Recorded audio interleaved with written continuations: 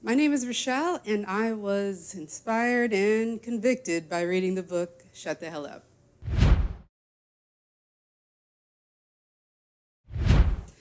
My first thought was, this is going to be good.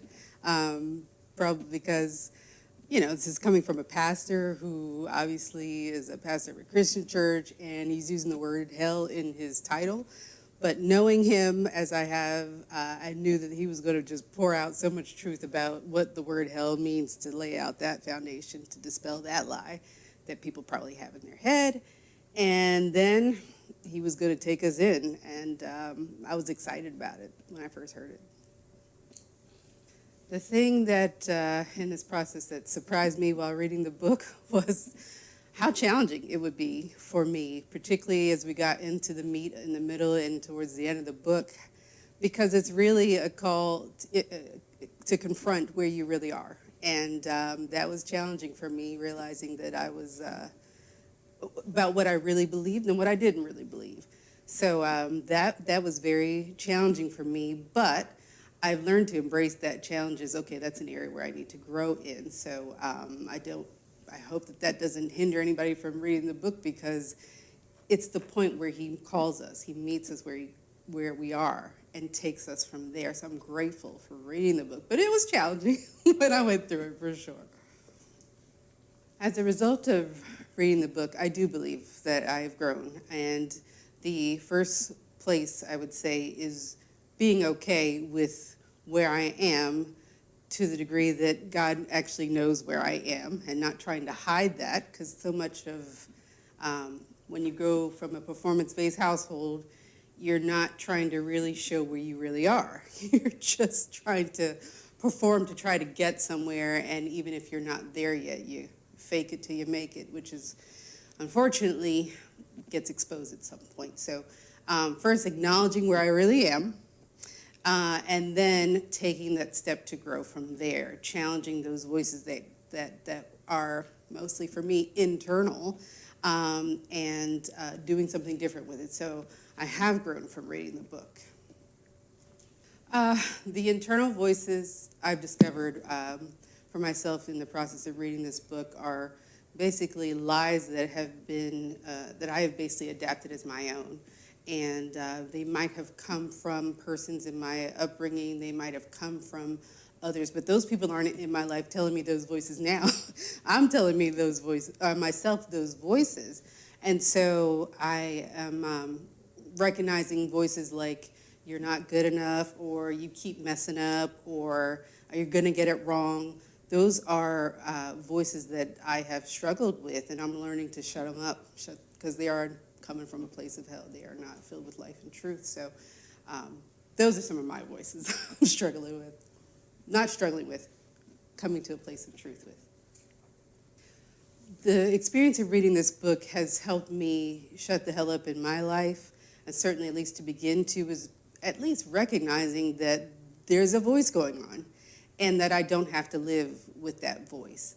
One of the points in this book, one of the statements that I thought was hugely powerful, is that the voices provide choices.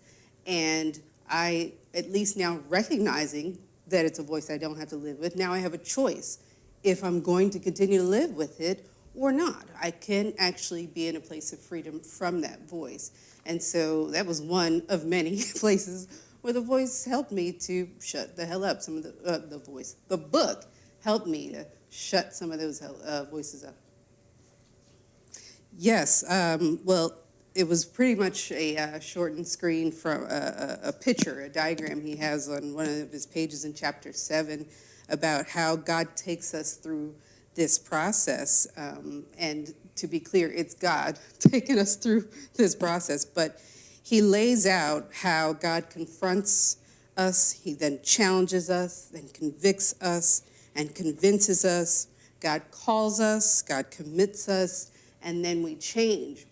And what was so key for me in all of that is that except for that last one, it's God that's doing all of those things.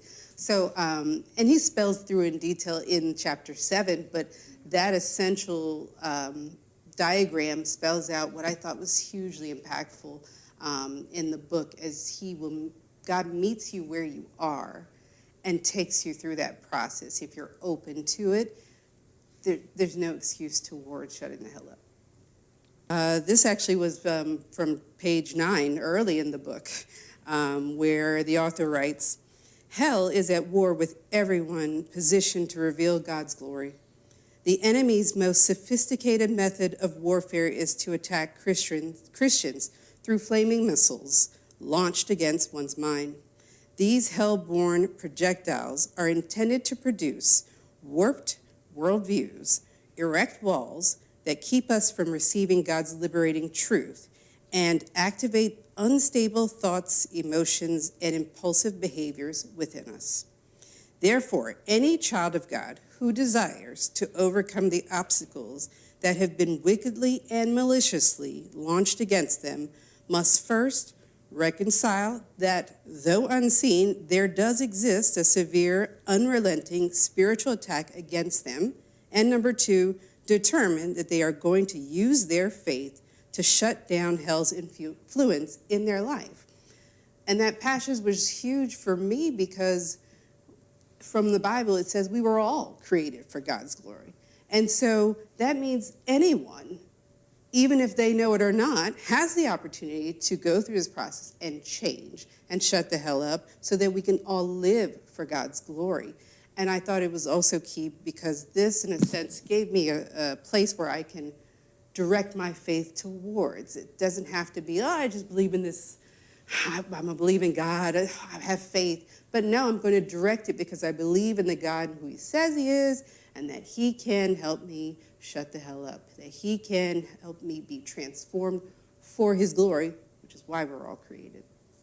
The author makes a claim that if you read this book, that you will be changed, and that is an accurate statement. I think a lot of us don't realize that we are all hearing voices.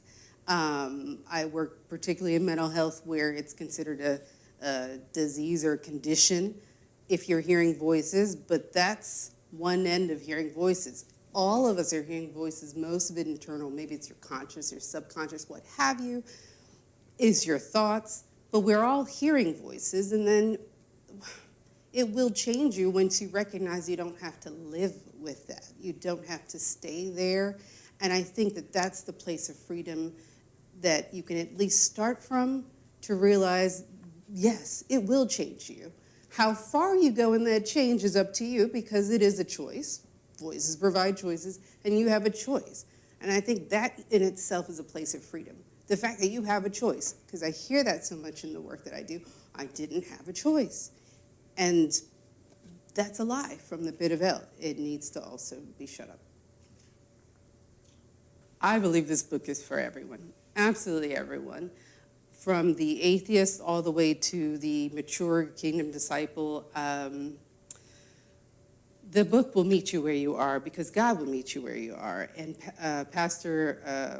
the author goes through and you can see yourself anywhere you are. Anywhere you are, you could find yourself in the book. And God has a process, as the author lays out, from where we are to get us to that next level. And so I believe the book is for everyone. And unfortunately, not everybody knows that this book is for them. So my heart's desire is that for those who have read the book, we'll be bold about sharing it and live it out so that they can ask, where are you getting that from? How are you living in such freedom? Because it's absolutely for everybody. I believe this book would be hugely impactful for book clubs and Bible studies and groups because oftentimes iron sharpens iron, and especially if it's somebody you are open to hear from, they may be able to hear patterns of voices that they have heard from you in your life and can maybe gently share those in love with you because sometimes we don't recognize it. I mean, it is important for us to recognize it in ourselves, but in book clubs, we have an opportunity to challenge one another to grow from where we are. And so it's a great book not only to help others to recognize it within themselves, where these voices are coming from, but also to challenge one another, to hold one another accountable for the truth that they are hearing as they're reading the book, to grow up higher. I believe this book is one that points people up. Maybe going back to the title, the author, I've known him for some time. I don't believe he's one that uses a word flippantly or just to get attention. He's pointing it out because there are places that are within us that we don't recognize. We all have an opportunity to grow up higher in.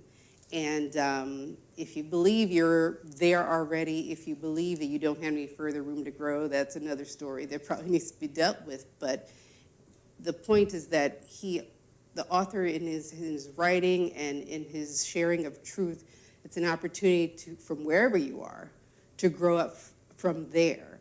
And there's absolutely nothing in there that is not consistent with the Word of God. So it's pointing up in a sense of pointing to truth. There's no question about that in the book. If you're on the fence and considering whether or not you should hit the button and purchase this book or to receive it and reserve a copy of it, you should definitely move forward. Act today, act now, because this book is such an opportunity for you to grow up higher, no matter where you are, no matter what you are dealing with. We are all dealing with voices that are destabilizing us whether we know it or not. We're all dealing with voices that are not aligned with truth, and we have an opportunity, we have a choice to grow from there, to grow up higher, to be free. And if that is what you're looking for, which I don't know anybody who isn't, if that's what you're looking for, you should get this book, hands down.